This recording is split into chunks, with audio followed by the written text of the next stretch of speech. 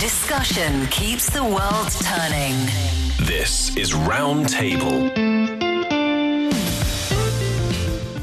Somewhere in China this week, a couple is getting married inside a park. Another one's tying the knot on a cruise ship, and on a university campus, an algorithm just matched two strangers with a 77% compatibility score, and it worked. It is Qixi season. It's Chinese Valentine's Day. Except the real legend behind it has almost nothing to do with romance, at least the way we think about it. Today we'll get into the myth, the money, the apps, and what falling in love in China actually looks like in 2026. We're live from our studios here in Beijing. This is Roundtable. My name's Steve Hatherley, and I thank you very much for being with us today. And for the show, I'm with Fei Fei and Yushan. First up, every August, Qixi gets rebranded across social media and shopping platforms as Chinese Valentine's Day. Retailers push the roses, the couple's promotions, the whole script, but the actual folklore behind the holiday tells a bit of a different story. And so does the way young Chinese people, are actually falling in love right now. Because this year, two very different forces are quietly reshaping romance here in the country. On one end, local governments are making it easier and more rewarding to get married, with cash incentives and registration offices popping up in the most unexpected of places. On the other end of things, though, a new generation of matchmaking platforms is trying to solve dating itself, using algorithms instead of red strings. So today we'll talk about the real legend behind the day and what love actually looks like here for young people in the country in 2026. Fei Fei and Yushan, good afternoon to you both. How do you say? Do you say Happy Valentine? You don't say Happy Valentine's Day. Do you say Happy Qixi, or do you not say happy at all? I think it could be Happy Qixi. 七夕快乐 Happy Qixi. I haven't been greeted yet today, is why I ask. Oh. Yeah, but I don't think message is sent. It's more of a couple's, occasion. It's not something you would greet each other. Even for example, the Valentine's Day. Would you say like Happy Valentine's? Yeah, you would say. To people you know? Yeah, probably not so much. All right, well, let's start with the festival. Let's go way back in time, actually, to the Qixi festival and its origins, because it's not the most romantic story in the world, kind of, but not really. Yeah, well, you spoke of the Chinese Valentine's Day, but when we talk about Chinese Valentine's Day, a lot of people will be like reminded of the Lantern Festival, which is another day that's kind of seen as the public, like a Chinese style of Valentine's Day, when in an ancient time, women are led out to from their house where they usually spend their time at to meet new people, especially younger male. But for Qixi, it's more like the origin of the story that kind of reminds people of the romantic side of our daily life, because the story goes something like, a mortal cowherd from the earth and the weaving maid from the heavens. They fell in love, but of course the heavens they don't allow it. So they were forced to live on the opposite side of the Milky Way. And once in every year, on the 7th day of the 7th month, a flock of magpies form a bridge across the Milky Way so that the two can meet each other. So that's kind of the image we always have for Qixi, and it's also how it's celebrated on the 7th day of the 7th month on Chinese traditional calendar. Yeah, but traditionally, I think the main customs behind this day, behind Qixi, is more for women and their skills. For example, they want to pray mostly for dexterity, that they want to have, for example, better weaving skills, which matter very much in ancient times. And I guess that's one of the reasons why in modern days that Qixi cannot continue to carry this kind of meanings, because currently modern young Chinese women don't need this kind of weaving skills. Yeah, they don't need better weaving skills. Not that useful on the resume in 2026. But then the romantics legend of the Niula and Zhini of meeting on the bridge of magpies means more. And that sort of relates more to the relationship and romance. That's why in modern days, the Chinese Valentine sort of shifted to Qixi. Well, that's why I said romantic, but yet not really romantic, but yet now that's the focus of the holiday because, the weaving skills and things like that, that wasn't the romantic side of it, but separated by the Milky Way and you can only meet one night a year. That is the romantic side, right? All right, well, let's get into dating in 2026 then. The first thing I want to know about dating here in China. When it is Chinese Valentine's Day, when it is Qixi time, is it an important time of year? Because in the West, right, when it's Valentine's Day, people tend to take that pretty seriously, even though it's a very commercial day, but there's still a lot of expectations between couples to do nice things for each other, maybe something planned, something romantic, or exchange some gifts. Is it kind of the same idea? Sort of. As we can already tell, one of our team members is actually missing today because, well, I'm talking about Yushan because he needs today to celebrate Qixi with his girlfriend. Oh, that is for one example. Yes. So, that is, hold on, that is very, I'm writing that down. That is very useful information. So, Chinese people, young people, especially nowadays, we do expect some sort of a romantic vibe created between the partners, the loving, intimate partners, of course. But for one interesting survey, which is kind of why we're bringing this whole modern dating vibe up today, is that it's done by China Youth Daily, by the way. They interviewed 1,321 young people with blind date experience and offers a glimpse into how some young people approach dating today. One striking finding from that survey is that appearance has become one of the biggest hurdle in blind dating because 64% of respondents said looks were the biggest threshold when meeting a potential partner. So that's refreshingly honest. Yeah, I totally agree with them. If you have to date with someone that you can't even enjoy looking at, then Yeah, I think there are reasons behind because we're talking about blind dates here. Right. So potentially these two people don't know each other at all before meeting for the first time. So according to the same survey, close to 70% of them said things like personality, character usually require you to know each other for a long time, require long-term interactions to really have an understanding. But appearances and looks can create an immediate first impression. So that's why it is becoming the biggest threshold for a lot of young people for blind dates. What do you think about that, Fei Fei? I think I can understand that. If you can't even bear to look at that person for a long time. I mean, I don't think we're course. talking about hideous individuals. But appearances, when it comes to whether this person is built for or handsome, it's a very subjective thing that I think we had a debate, real heated debate with a friend of mine about which celebrity, which actor in China looks hot. I had my bet on a really young actor named Jiang Qiming from Guangxi, and she had a bet on another actor called Liao Fan. I was like, and we both find each other's pick really hideous. Oh, interesting. Yeah, I think her pick of Liao Fan is hideous. I think, how can you think that person is handsome? He looks nothing handsome. And she was like, the same to Jiang Qiming. He's not handsome at all. But that's why I think appearances and looks is a very, very subjective standard.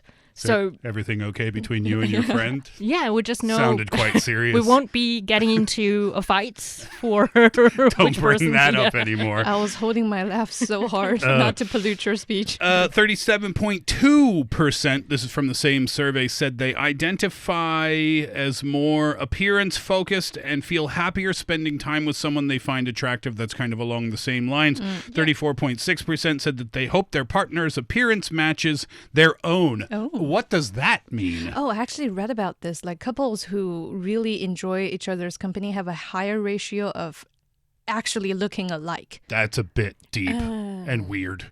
I mean, Do people search out partners that look like them? No, I think in Chinese we have a phrase called 夫妻相. Oh, yeah. Yeah, the appearance of a couple. A matching appearance of a couple. Yeah, somehow I'm not sure if it's because the compatibility of your appearances or somehow that you start to look much alike with each other the longer you spend times together. Yeah, you yes, start to yes. make similar facial gesture. And We say that too. We say, yeah, the longer you're with your partner, the more you start to look like your partner. yeah. I'm white. My wife is Korean. I think it's going to take a long time for that to start happening. We say that about your dog too. Do you say that in China? Like if You look like your owners will eventually start to look like their dogs?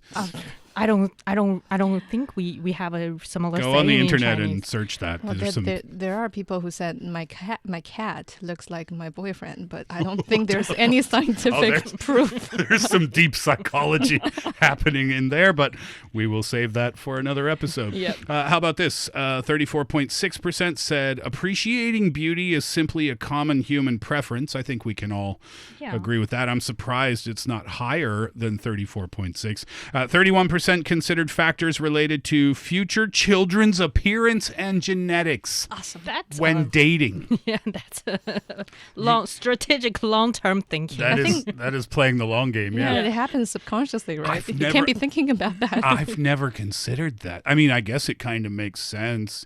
Even from the beginning of dating, you Right. take that into account. Like, oh, would our kids be ugly or socially, Or our kid will be acceptable? short or tall. Yeah. Have that sort of future People think about pictured. that. In America, they look for similar things, but what I wanted to share, they asked this question, and this is an online poll. This is not from any government website or anything like that. So take this with a grain of salt.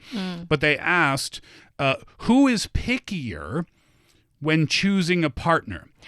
412 men. Okay, before I give the answers, what do you think the answer is going to be? Who's pickier, men or women, when choosing a partner? It's traditionally deemed to be the female side, right? Yeah, Even since ancient times. maybe because we're more detail oriented. Yeah, and even between different species. I'm thinking about animals courting right now. We have the upper hand. Maybe there is something connected to the cat and the boyfriend. 412 men said men are pickier. Now, pay attention to that part because men said that, right? 255 women also said men are pickier. 849 women said women are pickier, but 3,200 men said women are pickier. It was about 5,000 people that they asked for that online poll. So there's what people think about that. That's from America. We're going to come back to China in just a sec. But I thought we'd share a little bit of extra international news. What are they saying in New Zealand? It's a bit of an old survey, but still pertinent, I think, to what we're talking about today. Yeah, back to 2019, there was a study called the Good Chat Relationship Study that is done by Perceptive Research of 2 degrees. They asked about 2,000 Kiwis, that's what they call themselves in New Zealand, and what they find most attractive in a partner. And I think very similarly for 16 to 24-year-olds, more than about 50% said looks matter. And for people that are aged above 65, less than a third said looks matter. So the younger you are, the more you care about the physical appearances. I think that's kind of a worldwide thing. Yeah. Yeah. And then, but when it comes to a sense of humor, for instance, more than 70% of people aged between 16 and 24 said it is a must-have.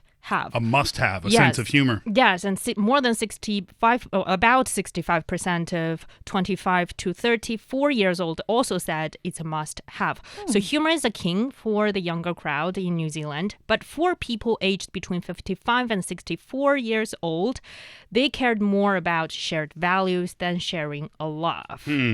Well, again, that information was from 2019, but still, I don't think those numbers change very much. Yeah. That's the impression I get when we talk about dating statistics, is that people tend to look for the same things, at the beginning of the century versus the last century versus one decade versus a decade 30 years ago.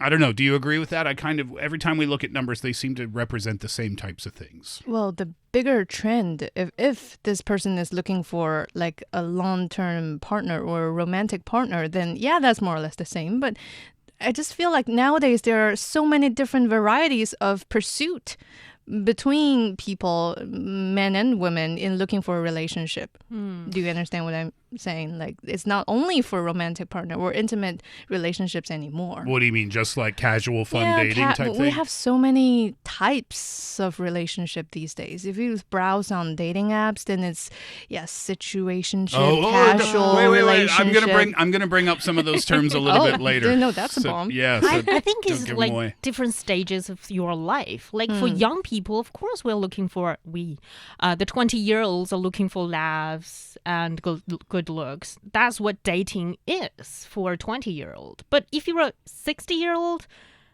I mean, you're still looking for a sense of humor. Of course, you will be more want to have like deeper conversations, because most of the time when you were 60, you were probably in a long-term relationship anyway.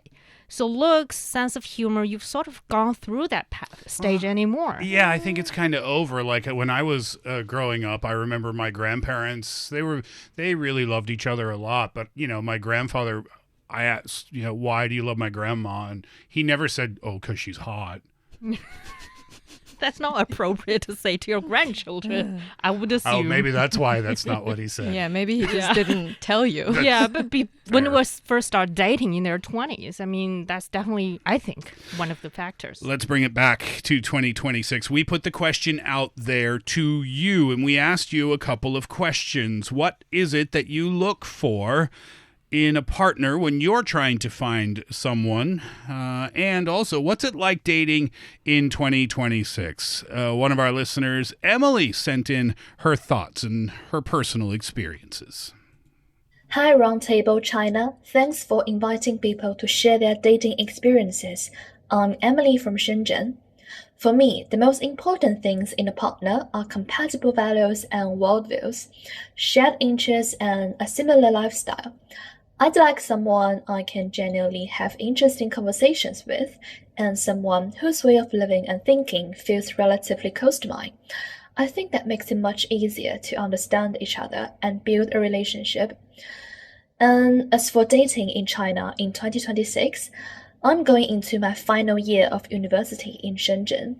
I started using dating apps mainly because my major is very female-dominated, so it's actually quite difficult to meet guys naturally.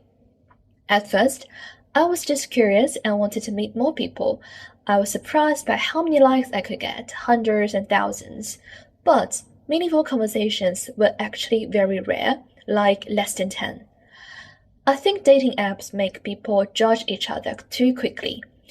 People look at your photos, education, job, and profile, while everyone comes with a completely different intention.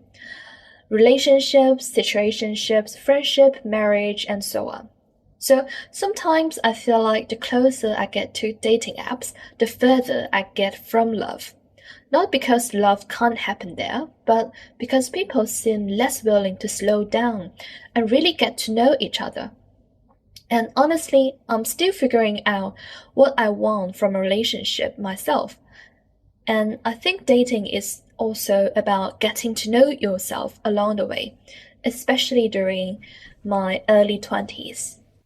Thank you for sharing, Emily. Any thoughts on that, gang? On what Emily had to say? What stood out to you? The very fact that she pointed out she's still searching for a purpose of being in a relationship, that basically all of us in our early 20s had gone through similar things by trying out or not, or imagining or reading about things. Nowadays, young people seem to have this dilemma of, I want to try, but I don't know how. And then I try out on dating app, but then I realize, yeah. That was a very profound sentence that Emily said. I feel like the closer I get to dating apps, the further I get from love. I really like the last sentence. Like, dating is also about getting to know yourself all along the way. Because I think that is true, especially people change. So yourself will change, especially thinking about when you were 20 and 30 and 40 and 50 and 60. So I think maybe don't put too much weight on the concept of dating, being in a relationship. Just enjoy when it was enjoyable. Yeah, and also the dating app side of things is, I kind of agree with how she mentioned that the more she tries it, the less she trusts love or get close to what she's looking Hundreds for. and thousands of likes, but fewer than 10 meaningful conversations. Yeah, because I'm not sure if dating apps today are still following the same kind of standard or setting, because previously I almost feel like dating apps were meant for filtering people at a very efficient way. It's not meant for sitting down and have a deep chat with each other. It's just the quickest, if that's a word, and the most time-saving, cost-effective way for you to see someone's profile and give it a swipe right or swipe wrong, left. So that's a choice-making process. It's not really if you want to get to know this person better process to me. Well, at least that's not how it impressed me back then. But is dating app that common among young people in China currently? Because when I was younger, dating app... Why did you pause? I was thinking about how long that was. But there is no dating app. A couple of dating sites, but for people that is not fun popular. dating websites. Dating parks. Oh, Ooh, yeah, did you try? No, at that time is less very rare for people to actually go online looking for a relationship. There was a stigma, was there? Yeah, still at that time. In the Western culture too, there was, in the beginning of online dating and website dating and that stuff, there was a real stigma attached to it, and one of them was safety. Yeah. Yeah. And so that's why I think the landscape of dating has actually shifted in China. But I also think maybe that's the downside of having algorithms sort of help you to filter initially the compatibility of a partner, because I think it's also fun to get to know somebody you think just doesn't click with you at all. Well, let's talk about algorithms in just a sec, though. One thing, Emily, that stood out to me that you said was the most important things in a partner are compatible values and worldviews. Emily, going back to the survey results from New Zealand, 55 to 64-year-olds cared about shared values. So you'd fit right in with the older crowd in New Zealand, I would say. Emily, maybe after your university days are finished down there in Shenzhen. Do you think it's tough to date in Shenzhen, by the way? Because it's such a modern, hip, trendy, tech advanced city. I bet it's kind of hard because I'm guessing that your image and your profile and who you work for and what your job title says, I bet that's kind of almost like a status symbol in the dating world in Shenzhen. Well, I'm guessing, of course. Yeah, I'm also guessing. But Shenzhen is an incredibly young city. So I would assume there won't be too much hurdles in the way of getting to know new people, because you eventually will build your own community, your own circles, and it sort of can branch out. But also I think they are more willing to try new things like dating apps, perhaps, in a tech-driven city. And I don't really think it's a city thing, because every city can share more or less the same environment if the individual, like Emily, is stuck in a major that's very female oriented, like I used to. There's literally 99% of the students in my major were female. So yeah, of course, like you said, Fei Fei, it's really hard. No matter if I was in Beijing and Shenzhen, wherever, in that environment, it would be hard for me to meet someone of the opposite gender in the first place. So one solution for that's showing up on social media nowadays is actually turning in university campuses where people from the universities are developing dating apps themselves so that they know exactly what kind of service is most needed among students. Yeah, and this is where the algorithm comes into play. Yeah, for example, there's one app called Campus Date. It's a dating platform developed by students at Shanghai Jiao Tong University. It was launched earlier this year, and within 1 week, registration exceeded 7,000. And its first matching round alone resulted in 2,400 matches. But the platform has only expanded to more than 10 universities with over 19,000 registered users. So they still have sort of a bar when it comes to what kind of people can have registered on this platform. It's mostly university students, for example, especially in Shanghai, for example, in Fudan University, China's University of Science and Technology, Shanghai University of Finance and Economics. So it's within a region, and building a platform for his students of this particular region to meet with each other. I think it's kind of and then how the algorithm is connected. So what they do there is they answer on that Campus Date app. They answer 65 questions.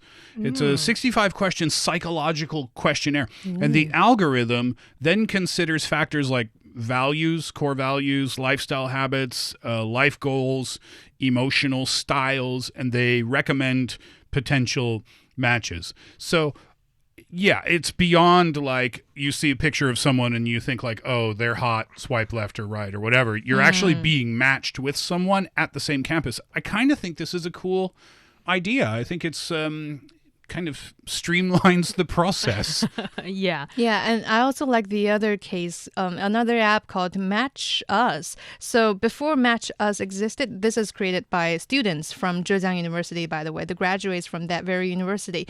That team first began with a campus experiment. They first did a forum post asking whether students wanted a campus matchmaking platform in the first place. And it was viewed by more than 40,000 students and signed up by over 500. Just proving to the fact that the demand is there. Yeah. So they created it. And today, Match Us covers more than 600 universities nationwide and has served over 700,000 users, most of which are college or university students. But they've also launched a national released version. So it can be registered by anyone. So in that version, they also utilized AI tools like AI Matchmaker feature, where that creates a potential partner profile based on the user's description of their ideal relationship. And they also utilize personality tools such as MBTI because it's just so natural among young people to ask each other's MBTI and make a decision after that. Yeah, but then I think, they're having algorithms and AI to decide on the compatibility of two people. But how do you define compatibility? Does that mean we need to have, for example, the same or similar expectations for future city of residence, for instance, or the personality? That the MBTI different styles, we should match each other's MBTI style types.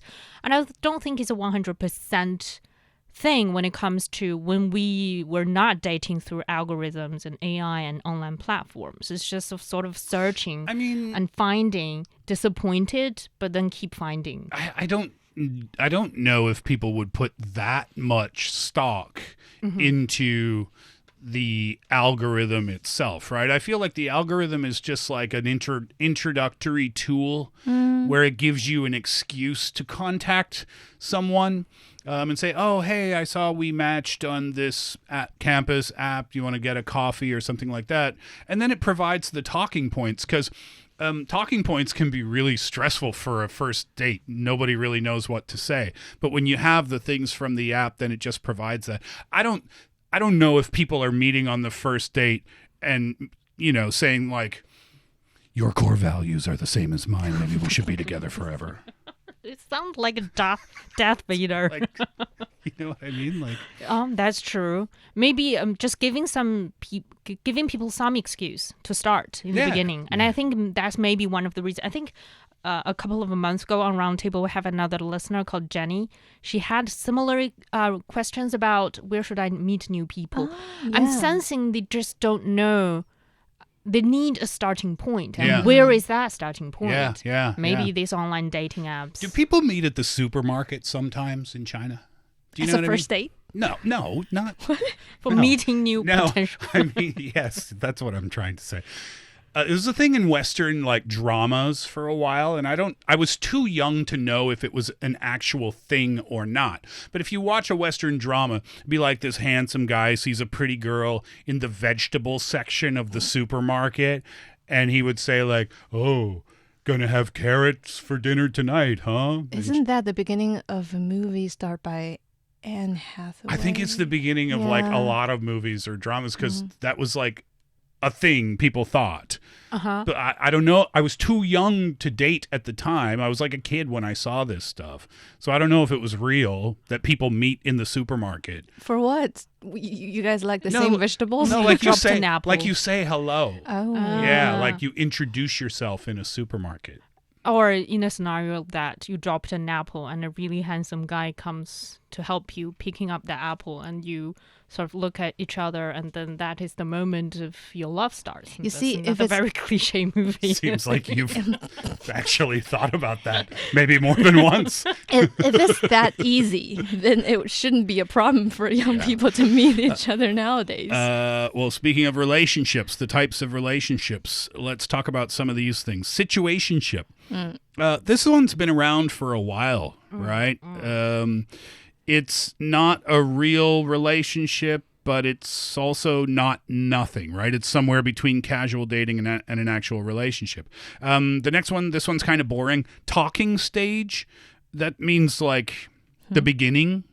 It's the texting, the initial texting period, the initial flirting, maybe an early date. I think there is a Chinese equivalent here. I think called 拉扯. That in the initial texting, flirting, you're sort of going back and forth. In 拉扯 means pull and push. Yeah, seeing each other's potential while trying to tell what kind of person this individual is. Yeah, and that's the Chinese equivalent. I like this one. Micromance. Or what is that? Micromance, like romance, micromance. Or they also call it nanoship.